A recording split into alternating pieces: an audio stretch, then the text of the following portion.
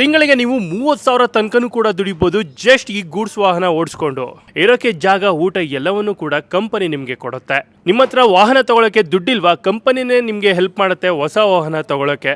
Drivers ಅಷ್ಟೇ ಅಲ್ಲ, sales executive ಆಗಿ ವರ್ಕ್ ಮಾಡಿದ್ರೆ ನಿಮಗೆ 30,000 ವರೆಗೂ ಸ್ಯಾಲ್ರಿ ಸಿಗುತ್ತೆ.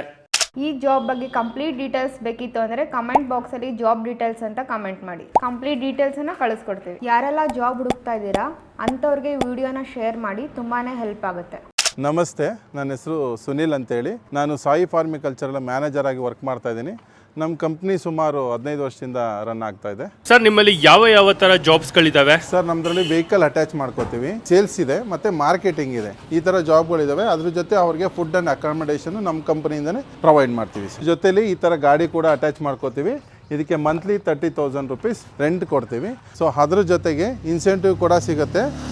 ಎಷ್ಟು ದುಡಿತಾರೆ ಅದನ್ನು ಡ್ರೈವರ್ಸ್ಗಳೇ ನಿಮಗೆ ಹೇಳ್ತಾರೆ. 4 ವರ್ಷದಿಂದ ಈ ಕಂಪ್ನಿಯಲ್ಲಿ ಕೆಲಸ ಮಾಡ್ತಿದ್ದೀನಿ ನಾನು. ಸರ್, ಈ ಕಂಪ್ನಿಯಲ್ಲಿ ನಾನು ಗಾಡಿ ಅಟ್ಯಾಚ್ ಮಾಡಿದ್ದೀನಿ. ಸ್ಯಾಲ್ರಿ 30,000 ಸಿಗುತ್ತೆ, ಪ್ಲಸ್ ಅದರಲ್ಲಿ ಇನ್ಸೆಂಟಿವ್ 20,000 ಸೇರಿಸ್ಬಿಟ್ಟು ತಿಂಗಳ ಒಂದು 50,000 ರೂಪಾಯಿ ಬರುತ್ತೆ ಸರ್ ನಮಗೆ.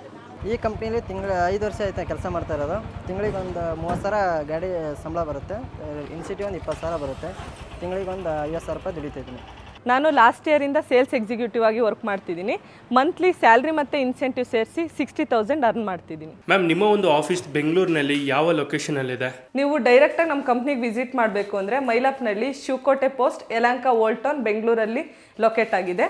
ಅದೇ ರೀತಿ ನಿಮಗೆ ಹೆಚ್ಚಿನ ಮಾಹಿತಿ ಏನಾದರೂ ಬೇಕು ಅಂದರೆ ಮೇಲ್ಗಡೆ ಶೋ ಆಗ್ತಿರೋ ಅಂಥ ನಂಬರ್ಗೆ ಕಾಲ್ ಮಾಡಿ, ನಿಮಗೆ ಹೆಚ್ಚಿನ ಮಾಹಿತಿನ ತಿಳಿಸ್ಕೊಡ್ತೀವಿ. ಯಾರೆಲ್ಲ ಜಾಬ್ ಹುಡುಕ್ತಾ ಇದ್ದೀರಾ ಅಂಥವ್ರಿಗೆ ವಿಡಿಯೋನ ಶೇರ್ ಮಾಡಿ, ತುಂಬಾ ಹೆಲ್ಪ್ ಆಗುತ್ತೆ.